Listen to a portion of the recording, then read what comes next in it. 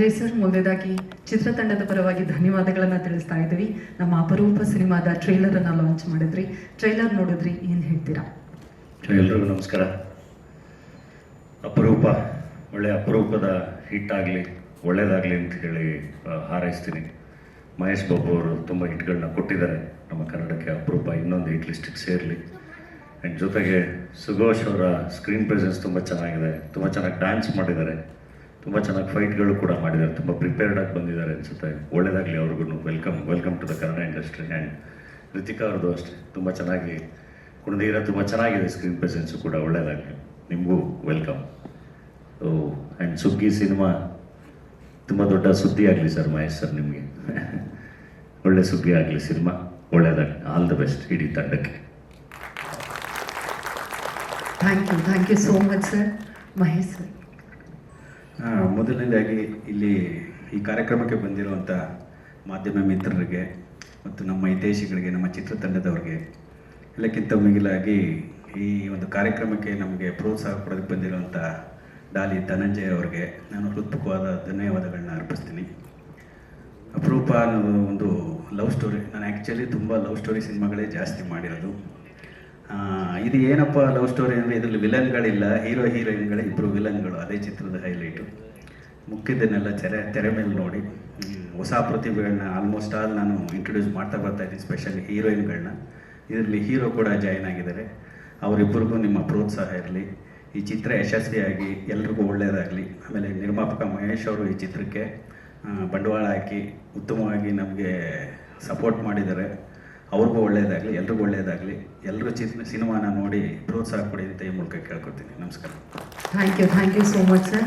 ನಮ್ಮ ನಾಯಕಿ ಜೊತೆ ಎಲ್ಲರ ಜೊತೆ ಮಾತಾಡ್ತೀನಿ. ಆದರೆ ಅದಕ್ಕೂ ಮೊದಲು ಡಾಲಿ ಧನಂಜಯ್ ಸರ್ಗೆ ಒಂದು ಹೂಗುಚ್ಛ ಕೊಡೋದ್ರ ಮೂಲಕ ಅಪರೂಪ ಚಿತ್ರತಂಡದ ಪರವಾಗಿ ಧನ್ಯವಾದಗಳನ್ನು ತಿಳಿಸಬೇಕು ಅಂತ ಮಹೇಶ್ ಬಾಬು ಸರ್ ಅವರಲ್ಲಿ ವಿನಂತಿಸ್ತಾ ಇದ್ದೇನೆ. Thank you so much for coming sir.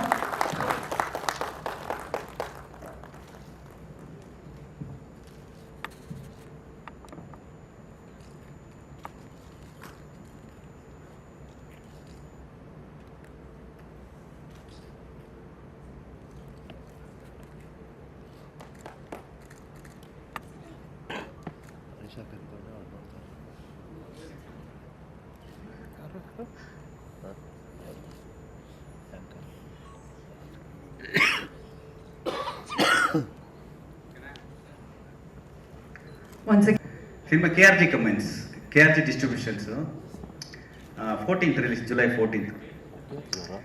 Theatre shift throughout Karnataka ಒಂದು 100 ಥಿಯೇಟರ್ಸ್ ಪ್ಲ್ಯಾನ್ ಮಾಡಿದ್ದೀವಿ. ಅದು ತುಂಬ ಕೂತು ಮಾತಾಡಿ ಅವ್ರ ಹತ್ರ, ಕಾರ್ತಿಕ್ ಅವ್ರ ಹತ್ರ ಮಾತಾಡಿ ಜಾಸ್ತಿ ಥಿಯೇಟ್ರ್ ಹಾಕಿಲ್ಲ. ಹೊಸಬ್ರಲ್ವ, ಚೆನ್ನಾಗಿದ್ರೆ ಚಿಕ್ಕದಾಗೆ ನೋಡಲಿ ಅಂತ. ಯಾರನ್ನ?